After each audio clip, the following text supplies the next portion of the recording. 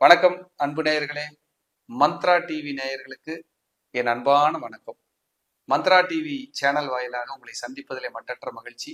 இந்த சேனல்ல வர்ற ஒவ்வொரு நிகழ்ச்சிகளும் ரொம்ப பிரமாதமாகவும் அற்புதமாகவும் இருக்கும். நிச்சயமாக உங்களுக்கு ஜோதிட ரீதியாக ஏதோ ஒரு வகையில் அது வழிகாட்டியாக இருக்கும். தொடர்ந்து பாருங்க, ஆதரவு கொடுங்க, தொடர்ந்து சப்போர்ட் பண்ணுங்க. நீங்கள் இந்த சேனலுக்காக கொடுத்து வருகின்ற ஆதரவுக்கு கோடான கோடி நன்றி. இன்னைக்கு நம்ம பார்க்க இருக்கிற தலைப்பு, மக்கள் அனைவரும் ஆவலோடு எதிர்பார்த்து காத்து கொண்டிருக்கின்ற 2025 2027 சனி பெயர்ச்சி பலன்கள். 2025 மார்ச் மாசம் 29ஆம் தேதி இந்த பெயர்ச்சி நடக்க இருக்கிறது. 12 ராசிக்காரர்களும் எனக்கு சனி பெயர்ச்சி எப்படி இருக்கும், இந்த சனி பெயர்ச்சியிலேயாவது எனக்கு விடிவு காலம் கிடைச்சிடாதா அப்படிங்கிறதுக்காக ஏங்கி காத்து கொண்டிருக்கிற ஒரு காலமாக பார்க்கப்படுகிறது. சனீஸ்வரன் பேரை கேட்டாலே ஒரு நடுக்கம், ஒரு பயம், ஒரு கலக்கம், இது எல்லா மக்களுக்குள்ளே இருக்கும். என்னை பொறுத்தளவுக்கு நீதி, நேர்மை, தர்மம் இந்த சிந்தனையாளர்களுக்கு சனீஸ்வரனால் எந்த பாதிப்பும் நிச்சயம் வராது என்பது என்னுடைய கருத்து, என்னுடைய அனுபவ கருத்து. சனீஸ்வர பகவான் எல்லா கிரகத்தை விட்டு தள்ளி இருப்பார், ரொம்ப லாங்கா இருப்பார். ஒரு ராசி கட்டத்துல சனீஸ்வரன் ஒரு கட்டத்திலிருந்து இன்னொரு ராசி கட்டத்துக்கு நகர்றதுக்கு அவர் எடுத்துக்கிற கால அளவு 2.5 ஆண்டு காலம். குரு 1 வருஷம், ராகு கேது 1.5 வருஷம், சனி மட்டும் 2.5 வருஷ காலம் இருப்பார் ஒரு கட்டத்துல. அப்ப 2.5 ஆண்டு காலம் சனீஸ்வரன் ஒரு கட்டத்துல, ஒரு ராசி கட்டத்துல இருந்து கோச்சாரத்துல அந்த நகர்வுல நல்லது கெட்டது நடத்த போறாரு. இது தனிப்பட்ட ஜாதகத்துக்கு மட்டுமல்லாம உலக நாடுகளும் இந்த சனி பயிற்சியை எதிர்பார்க்கும். எப்படின்னா, இயற்கை சீற்றங்கள், விபத்து, போர் இதெல்லாம் இப்படியெல்லாம் வந்துருமா, இல்ல மழை வருமா, விவசாயம் செழிக்குமா, நல்லா இருக்குமா, ஆட்சி செய்யறவங்களுக்கு அவங்களுக்கெல்லாம் இந்த சனி பயிற்சியால ஒரு நன்மை தீமை இருக்குமாங்கிற எல்லாமே உற்று நோக்கக்கூடிய ஒரு காலமா இருக்கும். அப்போ இந்திய தாய் திருநாட்டுல எல்லாருமே அந்த அஸ்ட்ராலஜி நம்புறவங்க எல்லாமே இந்த சனி பயிற்சியை கண்டிப்பா ஒரு பெரிய அளவுல எதிர்பார்ப்பாங்க. அப்படிப்பட்ட ஒரு அற்புதமான பயிற்சியை அடியேன் எனக்கு தெரிஞ்ச விஷயங்களை நான் சொல்வதற்காக நான் கடமைப்பட்டிருக்கேன். ரொம்ப சந்தோஷம். ஏன்னா மக்கள் பெரிய ஒரு சப்போர்ட் பண்ணியிருக்கீங்க. அவினாசி ஜோதிலிங்கம் அடியனுக்காக நீங்க நிறைய சப்போர்ட் பண்ணியிருக்கீங்க. உங்களுக்கு எப்பவுமே நான் நன்றி கடன் பட்டிருக்கேன். என்னை நம்பி யாராவது ஒருத்தர் சப்ஸ்கிரைப் பண்ணியிருப்பீங்க, கண்டிப்பா நிறைய பண்ணியிருக்கீங்க. அந்த ஒவ்வொரு சப்ஸ்கிரைபருக்காகவும் நான் கண்டிப்பா உங்களுக்காக எனக்கு தெரிஞ்ச விஷயங்களை நான் உளப்பூர்வமா சொல்வதற்கு நான் கடமைப்பட்டிருக்கேன். அப்ப சனி பயிற்சியை தனி மனிதர்கள் மட்டுமல்லாமல் உலகமே உற்று நோக்குகிறது. அப்ப இந்த சனி பயிற்சி மார்ச் 29, 2025 கும்பராசியிலிருந்து மீன ராசிக்கு பெயர்ச்சி அடைகிறார். மீன ராசிக்கு பெயர்ச்சி அடைகிறார். அப்ப அந்த மீனத்துக்குள்ள வரக்கூடிய சனீஸ்வரன் ஒவ்வொரு தனி மனிதர்களுக்கும், ஒவ்வொரு ஒரு குடும்பத்தினருக்கும், ஒரு குலத்தவர்களுக்கும், ஒவ்வொரு குழுவிற்கும், இந்த உலகத்திற்கும், தமிழக மக்கள் மற்றும் இந்திய தாய் திருநாட்டு மக்கள் அனைவருக்கும் என்ன மாதிரியான நன்மை தீமைகளை செய்ய அது காத்திருக்கிறது என்பதை பற்றிய விவரங்கள். ஒவ்வொருத்தரும் ஒரு ராசி நட்சத்திரத்துல பிறந்திருப்போம். இது உங்களுடைய ராசிக்கு மட்டும் அல்லாமல் உங்கள் லக்னத்துக்கும் பொருத்தி பார்க்கக்கூடிய வகையில தான் நான் சொல்ல போறேன். கோச்சாரம்ங்கிறது ராசிக்கு தான், இது லக்னத்துக்கு நம்ம எப்படி பொருத்தி பார்த்துக்கலாம் அப்படிங்கறது தான் நம்ம இன்னைக்கு விரிவா பேச போறோம். இந்த விஷயங்களை நீங்க பரிகாரங்களோட இந்த பயிற்சியை நீங்க முழுமையா பாருங்க. உங்களுக்கு நான் அழகா என்ன அப்படிங்கிறத சொல்றேன். இது உங்க ஜாதகத்துல தசா புத்திகள்னு உங்களுக்கு ஒண்ணு நடக்கும். அதையும் நம்ம பொருந்தி பார்க்கும் போதுதான் பலன்கள் சரியான பலன்களா நீங்க எடுத்துக்கொள்ள வேண்டும். இப்ப நம்ம பேசுறது பொது பலன். ஏன்னா ஒரு ராசினா ஒரு 50,000 பேர் பிறந்திருப்பாங்க. ஆனா அவங்களுக்கு வேற வேற தசா புத்திகள் நடந்துகிட்டு இருக்கும்.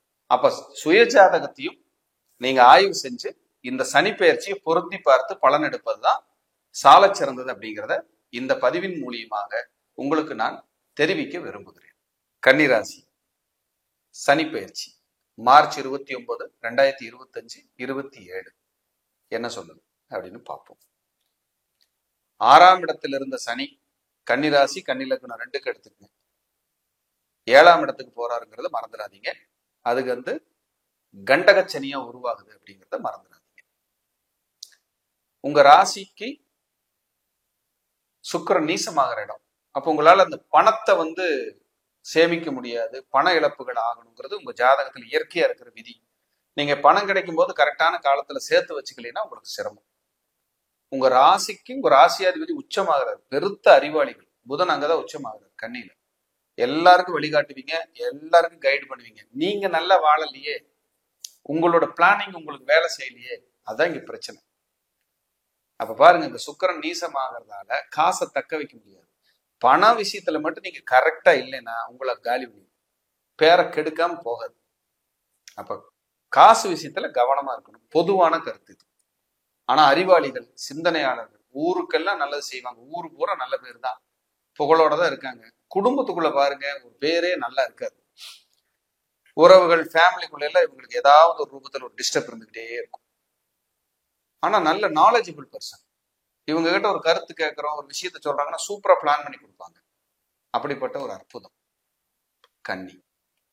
அப்போ இந்த பயிற்சியில 6ஆம் இடத்துல இருந்துச்சு, எப்படி கஷ்டம் வந்தாலும் சமாளிச்சீங்க. ஆனா அடுத்தது சனி உள்ள நுழையுது, கண்டகச்சனியா. அங்கதான் ராகுவும் இருக்கிறார், ரெண்டும் மோதுது. ஆனாலும் உங்க ராசியை குரு பார்த்துட்டு இருக்கிறாரு, அதனால தப்பிச்சுக்கலாம். இந்த ராகு சனி ஒண்ணுக்கு ஒண்ணு மோதி ராகு இப்படி வந்துடணும், சனி அங்க இருக்கணும். அப்பதான் ரிலாக்ஸ் ஆகும். சனி பேச்சு ஆனதுல ஃபர்ஸ்ட் 5 மந்த் பயங்கர ஜாக்கிரதையா இருக்கணும். இது பயமுறுத்துறதுக்காக சொல்லலைங்க, ஜோஷியங்கிறது வழிகாட்டி. உங்களை சரி பண்ணிட்டு அடுத்த கட்டத்துக்கு கரெக்டா நகர்றதுக்கான ஒரு டூல் இது. இதை பயன்படுத்தி நீங்க அடுத்த கட்டத்துக்கு போய்க்கீங்க. கன்னிராசி அன்பர்களுக்கு சனி 7ஆம் இடத்துக்கு வராது, இருக்கிற இடம் பலம். அப்ப 2வது குழந்தை, வெளிநாடு, வெளியூர், வெளிமாநிலம், வெளிநாடு போறது, இதுக்கெல்லாம் பக்கா சூப்பர். நீங்க ஜாதகரை வெளிநாடு வெளியூர் போய் தங்குறாங்க, அடுத்தபடி செட்டில் ஆகலான்னு இருக்கிறேன் அப்படின்னா இந்த சனி பயிற்சி சூப்பர், பிரமாதமா இருக்கும். மாற்றுக்கிறதுக்கு இடமே இல்லை. சரி, எங்க சார் தப்பு பண்ணும்னா, பாக்குற பார்வைன்னு 9ஆம் இடத்தை பாக்குறாரு, உங்களோட 4ஆம் இடத்தை பாக்குறாரு, உங்க ராசியவே பார்ப்பார். அல்லது லக்னமா இருந்தா லக்னத்தை பார்ப்பார், கன்னி லக்னமா இருந்தா. அப்புறம் லக்னத்தையோ ராசியோ சனி பாக்குறாரு. கன்னியை பார்க்கும்போது உங்க மனசு புத்தி மெல்ல ஸ்லோவாகும்.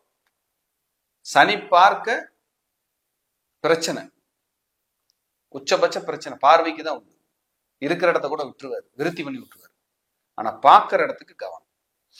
உங்க ராசியோ அல்லது நீங்க கன்னி லக்னமா இருந்தா உங்க லக்னத்துக்கோ பார்ப்பாரு. உங்க சோம்பேறித்தனத்தை கிரியேட் பண்ணுவாரு, மறதியை கொடுப்பாரு, தாழ்வு மனப்பான்மையை கொடுப்பாரு, எல்லாமே தாமதமா கொடுப்பாரு. இதுதான் மைனஸ். உங்க தந்தைக்கு ஆரோக்கிய குறைவு வர்றதுக்கு வாய்ப்பு அதிகம்.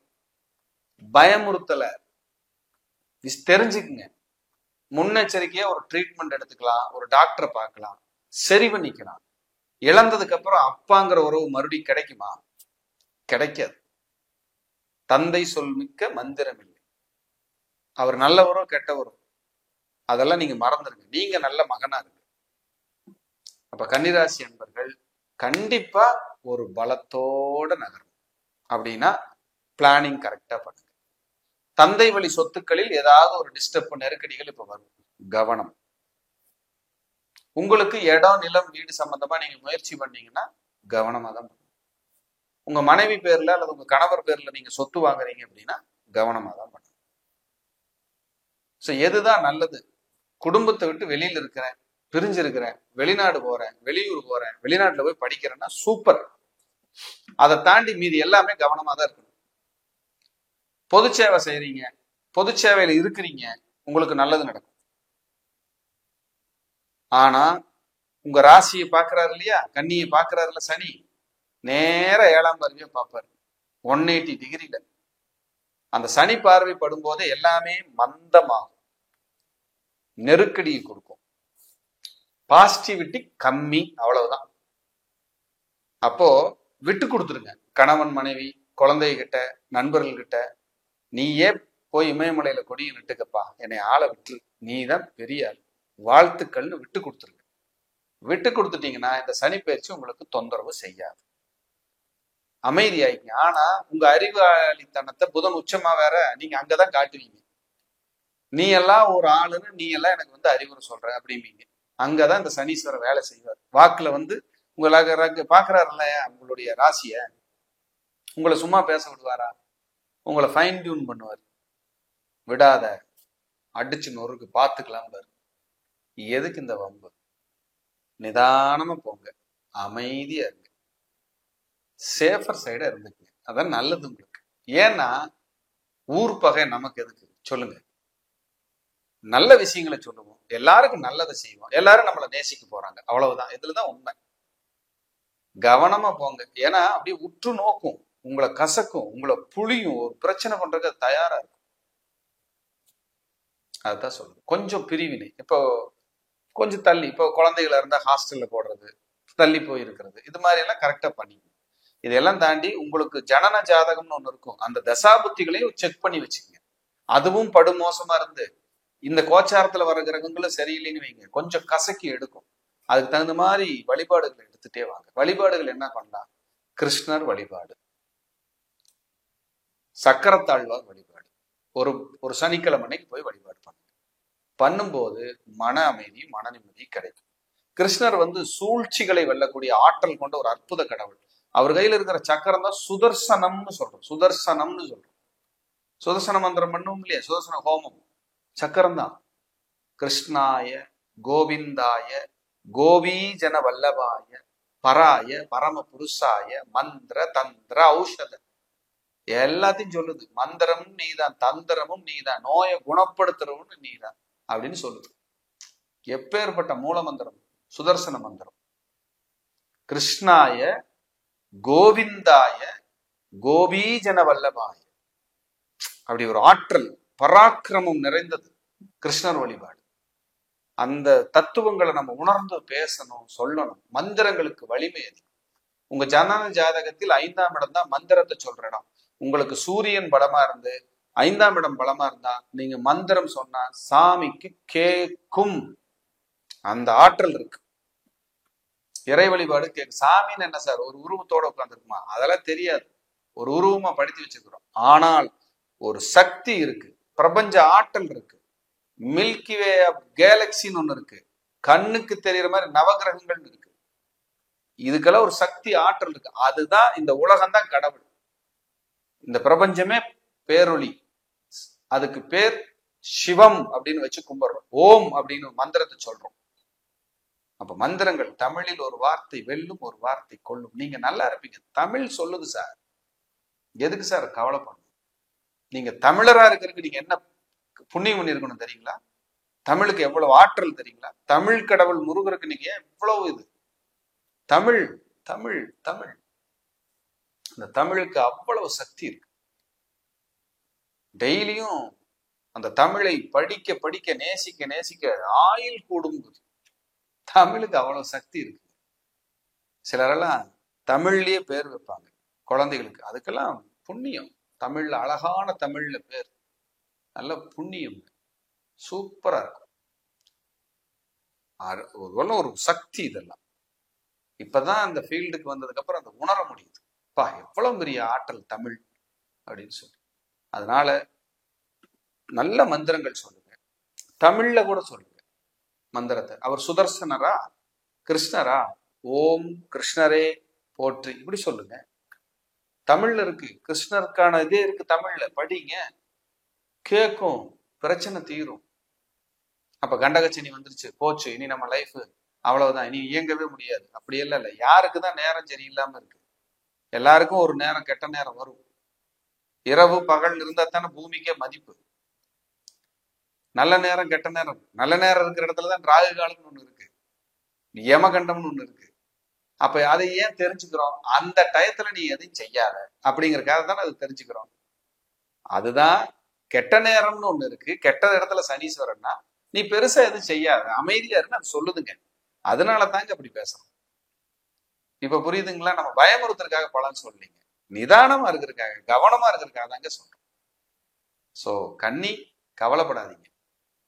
உங்க தந்தையாருடைய ஆரோக்கியம் இதுல கவனம், உங்க ஆரோக்கியம். சொத்துக்கள் வாங்குறது, இடம் நிலம் வீடு வாகனம், இதுல கொஞ்சம் கவனிச்சிருங்க. அமைதியா இருங்க. உங்க மனைவி ஒரு சுயதொழில் செய்யறாங்க, மனைவி பேர்ல சுயதொழில் செய்யறீங்கன்னா கவனம்.